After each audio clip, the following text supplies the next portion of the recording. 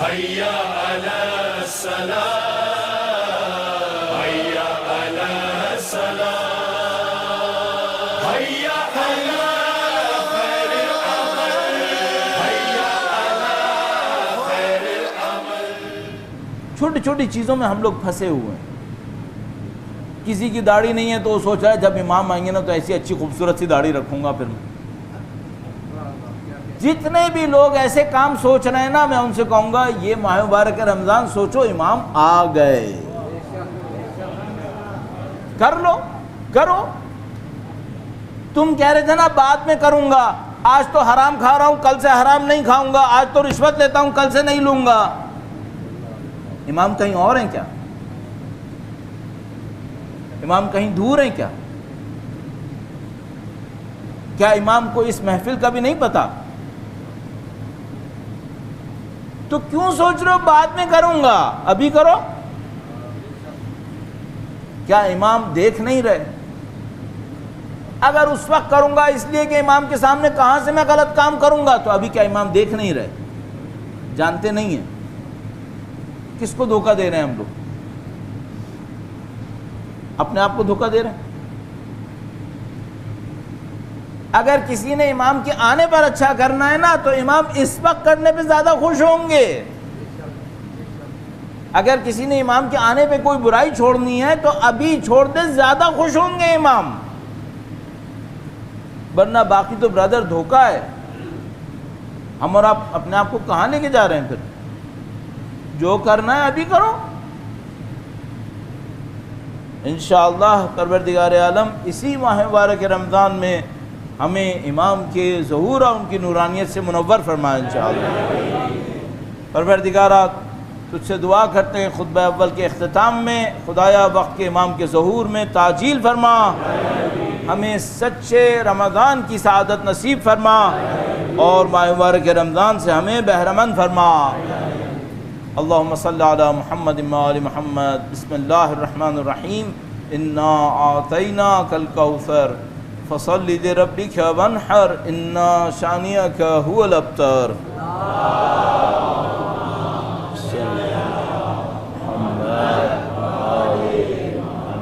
وقت کے امام کے حضور ادائے احترام کے لیے ایک بار پھر درود بھیجیں، محمد و آل محمد۔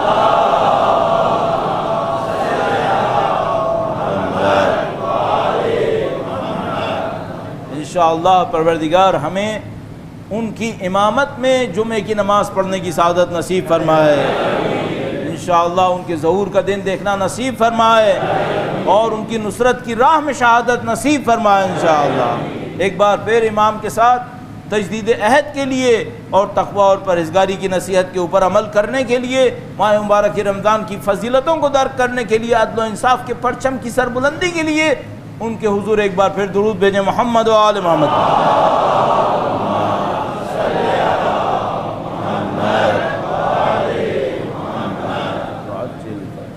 چند دن پہلے میں نے آپ کی خدمت میں عرض کیا تھا کہ امامت کا تصور اب کتابوں سے نکل کر سیاست کے میدانوں کے اندر ہے، دنیا کی سیاست کے اندر ہے، اور میں نے آپ کی خدمت میں عرض کیا تھا کہ یہ وقت انتہائی خوبصورت،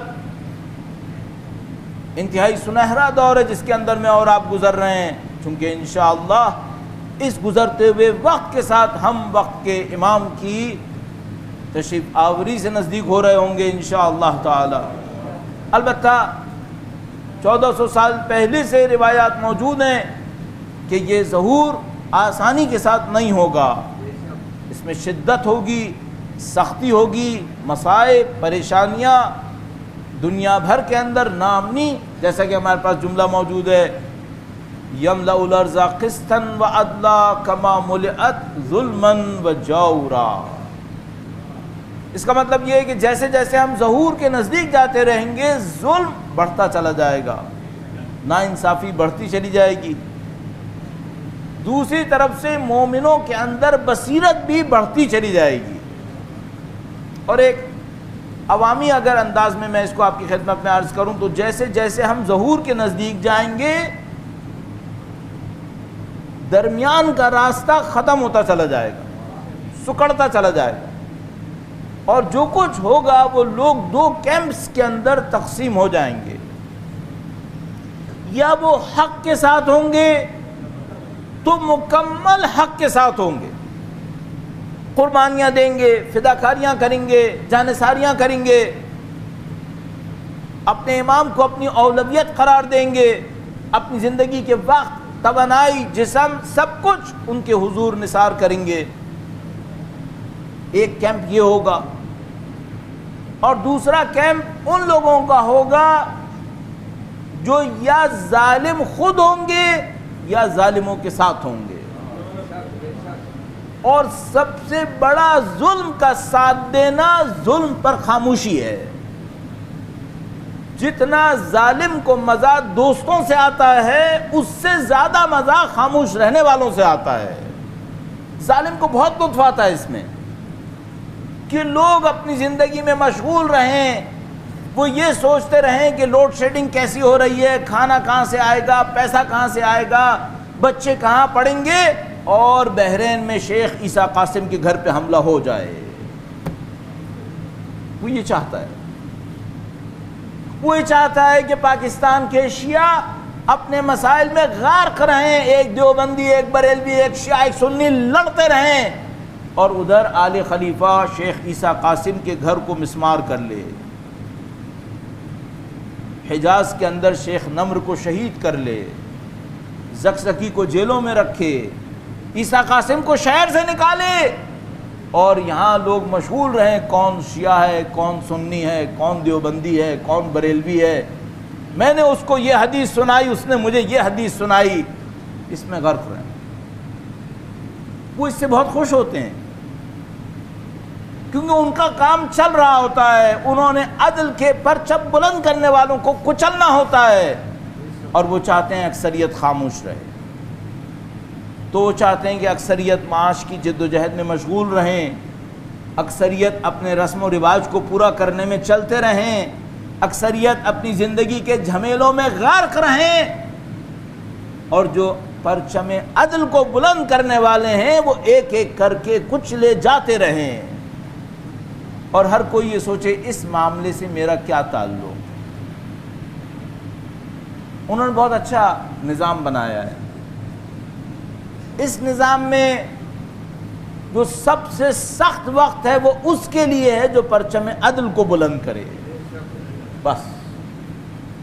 اور یقین سے کہہ سکتے ہیں کہ امام کی صحیح نصرت کرنے والا کبھی بھی اس معاملے کے اندر بے طرف نہیں رہ پائے گا، نہیں رہ پائے گا۔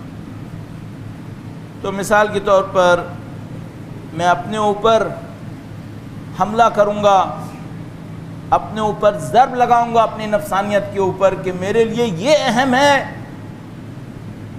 کہ میری زمین پر کسی کا قبضہ نہ ہو، میرے گھر پر کسی کی نظر نہ پڑے، میرا بجلی کا بل زیادہ نہ آئے، یا میرے لیے یہ زیادہ اہم ہے کہ عیسیٰ قاسم کے ساتھ کیا ہوا۔ عیسیٰ قاسم میری پرائرٹی کہاں ہے؟ دشمنوں نے پوری آرمی کے ساتھ یلغار کر دی اس کے گھر کے اوپر۔ حق کا پرچم بلند کرنے والے بحرینی عالم جن کا احترام ہے،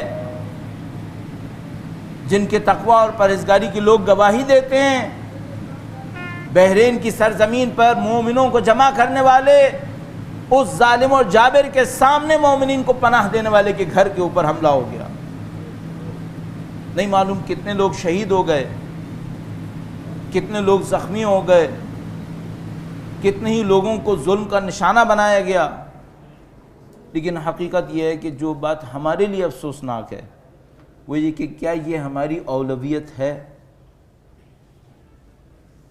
تو میں اپنے آپ کے اوپر تنقید کرتے ہوئے کہوں گا نہیں، میری اولویت میری اپنی ذات ہے، میری اولویت میرا کاروبار ہے، میری نوکری ہے، میرے رسم و رواج ہیں، میری عمارتیں ہیں، میرے طور طریقے ہیں۔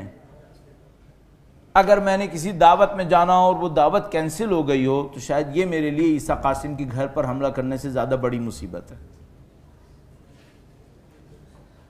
تو پھر ہم امام عدل کا ساتھ کیسے دیں گے؟ پھر ہم کیسے امام کا ساتھ دے سکتے ہیں؟ تو عزیزان محترم تھوڑا سا ریویو کر لیجئے. اگر ہم اور آپ عدل کے امام کا ساتھ دینا چاہتے ہیں تو کم سے کم اس عدل کے امام کے ماننے والوں سے کچھ تو ہمارا تعلق ہونا چاہیے.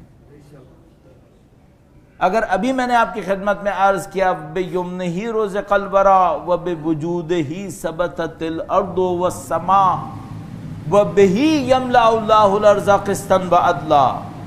ان کے وجود کے ذریعے سے خدا زمین پر عدل و انصاف کو پھیلائے گا. تو عزیزان محترم ان کے وجود سے عدل و انصاف پھیلائے گا تو کیا میں اپنے وجود سے بے طرفی پھیلا رہا ہوں،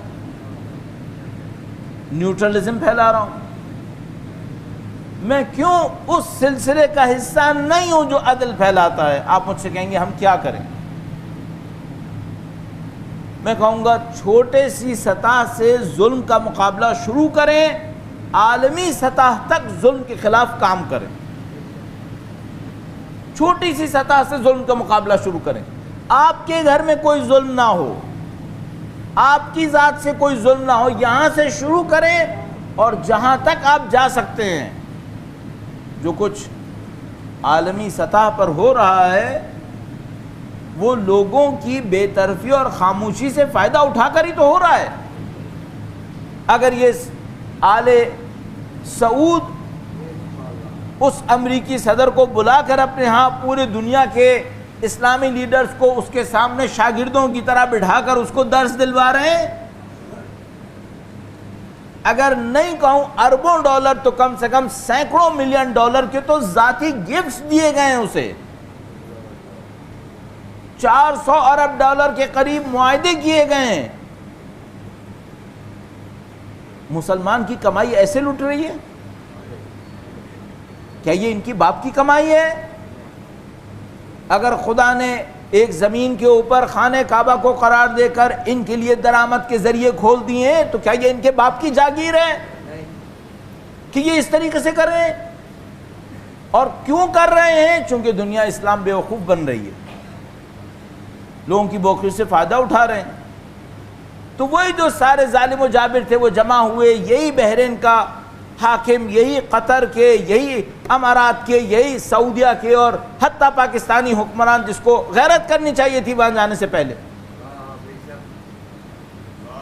کیوں جا کر وہاں پر اپنے آپ کو پاکستان کی قوم کم سے کم اس ظلم کا حصہ نہ بنے جو امام کے خلاف تشکیل پا رہا ہے؟ مجھے یقین ہے، مکمل یقین ہے کہ اگر پاکستانی آرمی کے اندر، پاکستان کے فوجیوں کے اندر جا کر ان فوجیوں سے بات کی جائے اور ان کو یہ پوچھا جائے کہ کیا تم امام مہدی کے لشکر کے خلاف بننے والے کسی لشکر میں جاؤ گے، تو میں گارنٹی سے کہہ رہا ہوں کہ اکثریت قاطع کہے گی کہ ہم سوچ بھی نہیں سکتے یہ. لیکن بیچاروں کو استعمال کر رہے ہیں. اور یہ معاملہ کوئی شیعہ اور سنی کا معاملہ نہیں ہے. آپ کسی سنی سے پوچھیں کہ جس امام مہدی کی تشریف آوری کے لیے رسول خدا نے سینکڑوں روایتیں کہیں تمہاری کتابیں بھری ہوئی ہیں، اس امام مہدی سے لڑنے کے لیے ایک بادشاہ لشکر ترتیب دے، کیا تم جاؤ گے اس لشکر میں؟ کیوں جائے گا؟ لیکن لوگوں کی خاموشی سے فائدہ اٹھا رہا. البتہ ایک بات بہت یقینی ہے، مکروا مکر اللہ واللہ خیر الماکرین. ابھی چند دن نہیں گزرے تھے، وہ قطر والے نے ایک بیان دیا، اس نے ایک بیان دیا، ان کے درمیان ایسی آگ لگی ہے کہ اب سمٹا نہیں سمٹ پا رہی ہے. کتنے دن تک ساتھ رہیں گے؟ کانفرنس میں بیٹھے ہیں نا. وہ تو اس نے ہوشیاری یہ کی کہ کہا کوئی آنے والا حکمران مسلمان بھی جا کر تقریر نہ کرے، چونکہ اگر کوئی ایک بھی تقریر کر دیتا تو سارے ساتھ بیٹھنے کی پول کھل جاتی. ابھی گھروں کو پہنچے نہیں تھے، ایک دوسرے کے خلاف بولنا شروع ہو گئے. ان بیوقوفوں سے میرے جیسا آدمی یہ پوچھے گا تم امام مہدی سے لڑو گے؟ تم لڑو گے؟ تم میں کچھ ہے؟ جس میں کچھ ہے وہ مارا مارا پھر رہا ہے کہ میرا کیا ہوگا. تم لڑو گے؟ تمہارے لیے تو اتنا ہی کافی ہے کہ جو امام کی زیارت کرنے کے لیے 2 کروڑ آ رہے ہیں، اگر انہوں نے تمہاری طرف تھوک دیا تو تم تھوک میں غرق ہو جاؤ گے۔ تمہارے پاس ہے کیا؟ ہے کیا تمہارے پاس؟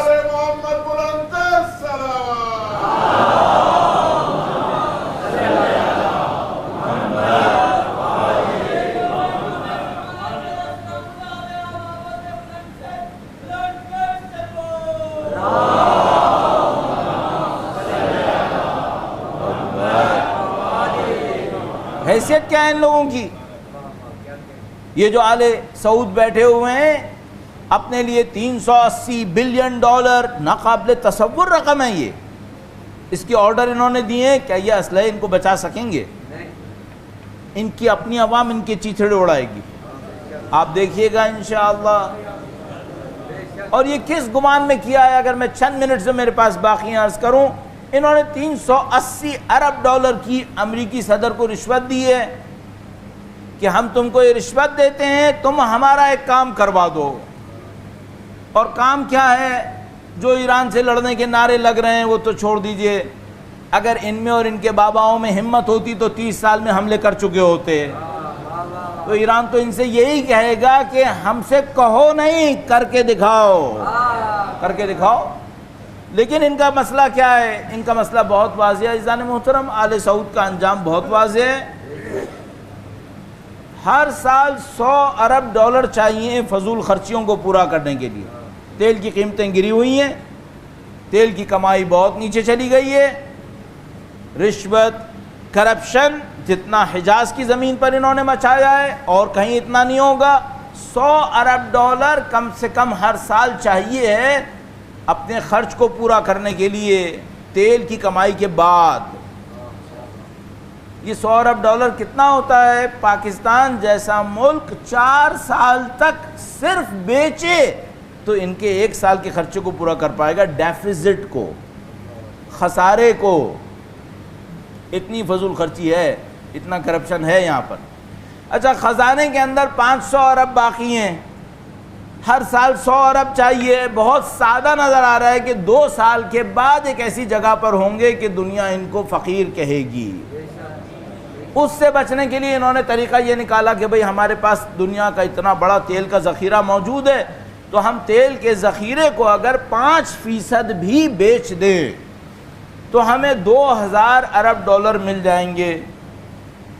تو یہ جو انہوں نے $400 ارب رشوت دی ہے امریکی صدر کو، یہ اس لیے دی ہے کہ اگلے سال جب ہم اپنے شیئرز لانچ کریں تو $2000 ارب کے شیئر بک جائے، تو امریکی صدر کو ہم 400 دیں گے، وہ ہمیں اگلے سال 2000 کے بکوا دے گا، تو ہم پھر بھی تھوڑا فائدے میں رہے۔ لیکن مسئلہ یہ ہے کہ اس وقت خزانے میں 500 سے کم ہیں، 400 تو آپ رشوت میں دے رہے ہیں، آپ کے پلے 100 بھی نہیں ہیں، اور اگلے سال کا خرچہ بھی نہیں ہوگا اگر وہ شیئرز نہیں بکے۔ اور امریکہ ایک سادہ سا کام کرے گا، جس شیئر کو 2000 میں بکنا تھا وہ 500 میں بکوائے گا۔ 3 سال میں سعودی عرب ختم۔ امریکہ کو بھی پتا ہے ہم کیا کر رہے ہیں، ان کو بھی پتا ہے کہ الحمدللہ ہمیں الحمدللہ کہنا پڑ رہا ہے کہ یہ کیا کر رہے ہیں، ان کو بھی معلوم ہے۔ لیکن جب دیوانگی طاری ہوتی ہے کسی کے اوپر، خاص کر ظالم کے اوپر، ایروگنس، تکبر، انسان کا دماغ باقی نہیں چھوڑتا۔ یہ جو متکبر انسان ہوتا ہے یہ خودکشی کرتا ہے، ہمیشہ خودکشی کرتا ہے۔ دیکھیے بہت سادہ سی بات ہے، وقت ختم ہو گیا، آخری منٹ کے اندر فرعون حضرت موسیٰ علیہ السلام کے پیچھے پیچھے چل رہا ہے، اپنا لشکر لے کر آ رہا ہے، بنی اسرائیل نہیں معلوم کتنے تھے، لاکھوں میں تھے، وہ آگے آگے جا رہے ہیں، ان کا لشکر پیچھے پیچھے آ رہا ہے۔ ایک جگہ پہ پہنچے، حضرت موسیٰ علیہ السلام نے لاٹھی لے کے مارا، دریا میں راستہ کھل گیا۔ حضرت موسیٰ علیہ السلام اپنے لوگوں کو لے کر دریا میں چلے۔ اب فرعون جب دریا کے کنارے اپنے بڑے لشکر کو لے کر پہنچا تو اس نے دیکھا کہ لوگ ہاتھ سے نکل گئے۔ عام انسان ہوتا تو کہتا کہ چلو یہ لوگ ہاتھ سے نکل گئے، کوئی بات نہیں، میری حکومت تو باقی ہے پیچھے۔ نہیں، متکبر انسان تھا، کہنے لگا نہیں، میں ان کو ہاتھ سے نہیں جانے دوں گا۔ تو کیسے ان کا پیچھا کریں؟ کہنے لگا یہ جو راستہ بنا ہوا ہے نا اسی میں کود جاؤ۔